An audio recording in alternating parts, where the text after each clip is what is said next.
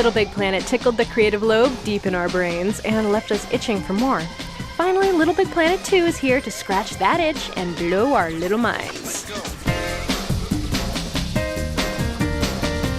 Media Molecule has taken the lessons learned from the original groundbreaking game and combined them with big ideas from the community to make Little Big Planet 2 a powerful creative tool that would make any artist giddy with anticipation.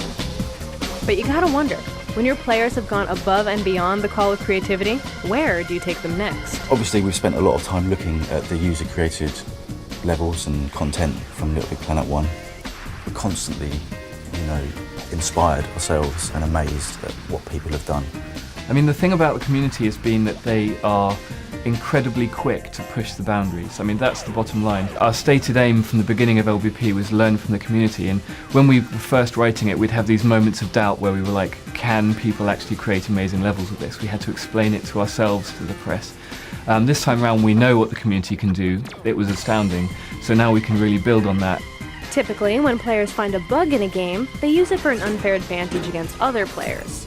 In this case, it seemed to help the community flex artistic muscles. There's a bug which they found called the 50-layer bug, and we totally didn't know it was in there. We didn't catch it when we shipped the game. But people have been using it to create levels that just have visual impact, and they rebuild backgrounds that officially they weren't allowed to do, but they've just done it anyways. The last level design guy that we hired was from the community. He was doing things that we just couldn't work out how he was doing it.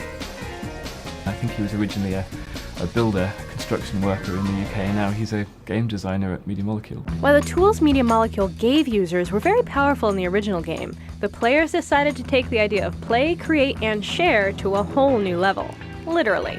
With Little Big Planet, there was a tiny minority of brilliant creators who basically bent the rules and created shooters and arcade games and not just platformers. Because when you think of LBP1, most people see a platformer.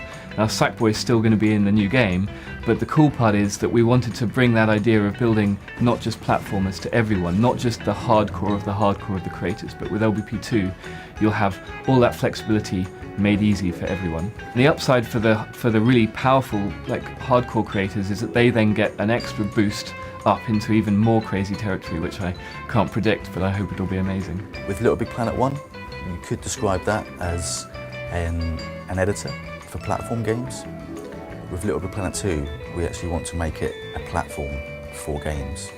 We want to broaden what's possible with the tool.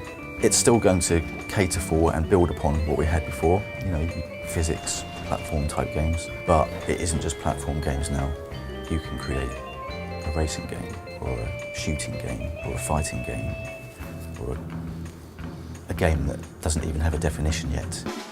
Media Molecule learned very well that by giving the community tools, they would build amazing things. Not only will you have large-scale game development tools, Sackboy will be getting a few tools of his own. One item you'll be getting a lot of new use out of is the grapple tool. Don't let those little stumpy sack legs get you down. If there's something way up high that you can't reach, the grapple will become your new best friend. Media Molecule has worked hard to make it easier to use all of the tools and to share your brilliant creations with your friends. So one of the big things the community asked us about was like, so I've made a cool level, how do I tell everyone about it? How do I get people to make my level popular? And that's one of the big things we've really been working hard on, and the web is going to be quite a big part of that as well. One of the ideas that we've actually got running internally now is that every level you publish gets a web page, gets its own web page. And what will happen is that when you publish, you can go and distribute that link to all of your friends. They can go online, even if they don't have a PS3 yet, they can go and check out the level, the high scores, the screenshots. And then from the web, they can then connect it back to their PS3, so they can be browsing the web at work or on their lunch break and click loads of levels they like the look of, and when they come back to the PS3 and the PlayStation Network, they'll be able to see all of those levels ready queued up to play. So it's finding ways to close that loop so that players can find the good stuff. But don't worry, it's still going to be the same Little Big Planet universe you know and love, just way more advanced. From the graphics angle, I've been redoing the lighting so that even existing levels that you've already created, if you resaw them in LBP2, you'll have that level of flexibility and lushness that mean that if you want to do a really dark level or something that's like very personal to you, that visual style will be possible much more so than in the first game. With the DLC, Obviously a big part of that was the costumes. And the interesting thing about that is that with Little Big Planet 2, all of these costumes that you may have bought, you're going to suddenly find that they've got another use that they didn't have in Little Big Planet 1. And you're going to want to have a large wardrobe.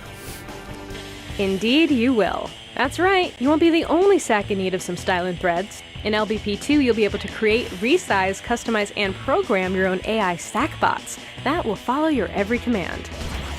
And since most people play Little Big Planet's multiplayer, you can bet that there will be tons more features for you to play Little Big Planet 2 with your friends. And though the devs aren't talking now, our sources reveal that we'll hear much more about Little Big Planet 2's multiplayer at E3, just around the corner. With Little Big Planet 1, after a fairly short amount of time, we had over 1 million levels. And the aim with Little Big Planet 2 is that in a similar amount of time, we'll have over 1 million games. That's the dream. Little Big Planet 2 promises to give you and your friends easier and more powerful tools to play, create, and share your genius levels. And now, even games. And we can't wait to see what kind of amazing stuff you come up with. For more in-depth coverage of Little Big Planet 2, be sure to pick up the August issue of PlayStation, the official magazine, on newsstands June 29th.